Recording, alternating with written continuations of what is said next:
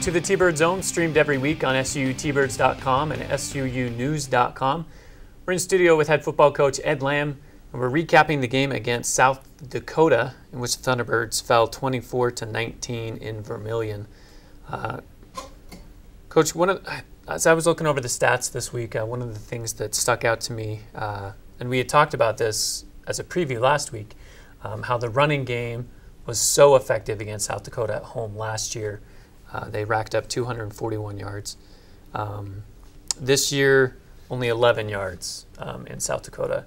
Was that something that South Dakota was just keyed on? It was stop the run at all costs? Well, like most things in a game, stats are a result of many factors. And the first factor is we got down early, and so we were in a situation where we needed to pass more.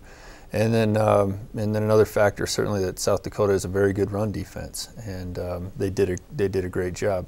They played very well at home. It was difficult for us to play in that environment. It was a loud environment, very exciting environment, a lot of fans, a sellout crowd, and the noise hurt our offense. We had to go on movement instead of on a snap count. And the advantage that most teams have most weeks when the offense is on the ball, they can go on a snap count, and the offense moves a split second before the defense. We weren't able to do that, and we weren't able to overcome that challenge. You talked about how we had to pass early. Brad Sorensen again had a great game, 32 of 44 for 303 yards, 2 touchdowns. There was some doubt of who would fill in those wide receiver positions with the absence of Tyson Poots, who had graduated Fesi Sitake. But Brady Meesum, a freshman, 11 catches for 93 yards. Easton Pedersen, 4 catches for 57 yards, another freshman. First-year transfer in Fatu Moala, 3 catches, 54 yards.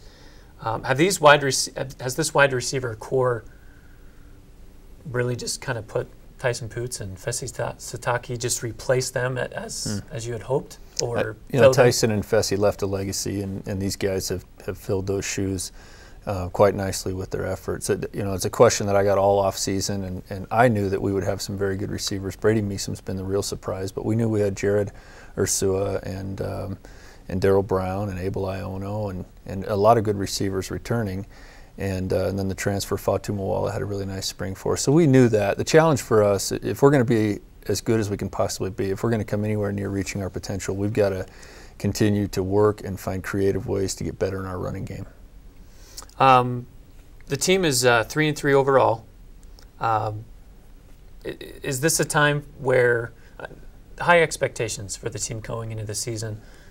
The 3 losses, very close. Be a 1 touchdown difference, the 1 point at South Dakota State. Is there concern among the coaching staff that it's time for some kind of dramatic change to shift the season as it's going? No, we're not built that way as a team. We're not built that way as an organization. Our players don't think in those terms. We don't pat ourselves on the back after victories, and we come in every Sunday after a Saturday game, and we take a look at what we did correctly and what we did incorrectly.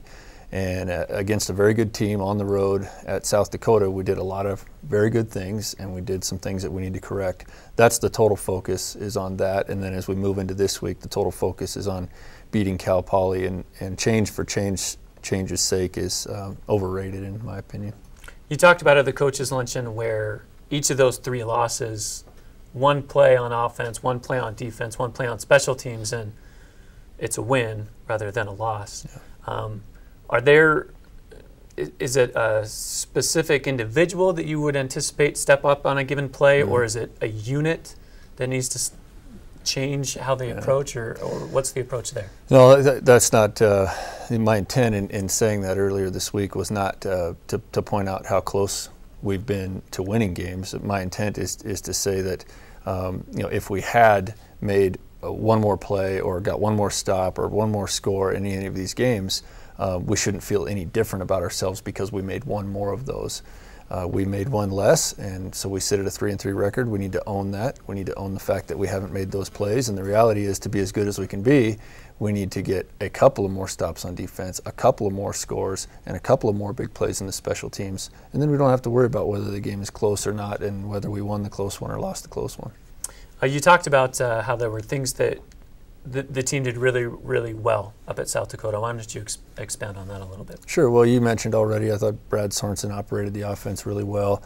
I thought that our defense stopped the traditional running game of South Dakota on several plays, but I have to give credit to their quarterback. Their quarterback was able to scramble out of third down situations, out of long yardage situations, scramble out of some sacks. And so instead of our defense getting off the field with a 3-and-out series or having had a pretty good defensive series on their side of the field, all of a sudden it was a first down and they get a new set of downs and they begin to run the ball some more. So it really was about South Dakota extending drives and racking things up with their offense rather than our defense playing poorly. We need to finish some plays on the quarterback and tackle the quarterback, but that's a big challenge. He was a very good player. Were there other individuals that you talked about? Brad Sorensen had a great game. Other individuals that stand out in your mind in that game? Sure.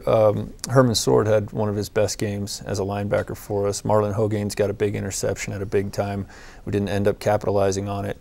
Austin Menifee was very good in the kickoff return game, set up a great field position for us coming out of halftime. We weren't able to capitalize on that.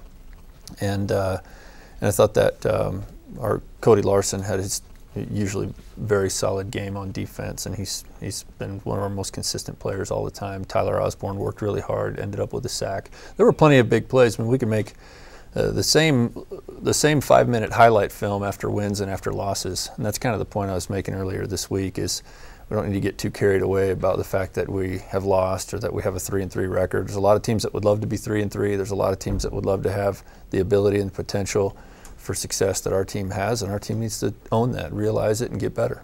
South Dakota had, we have some highlights online at SUTbirds.com. I think it was the third play from scrimmage where they just go deep. The guy makes a one-handed catch. On the sideline, is that one of those, you can't game plan for that? One of those? No. I mean, he recognized the great catch, and I think everybody on our team recognizes good football and can appreciate that and say, that's a great catch. But the breakdown for us wasn't that he caught it. The breakdown for us was that he was open.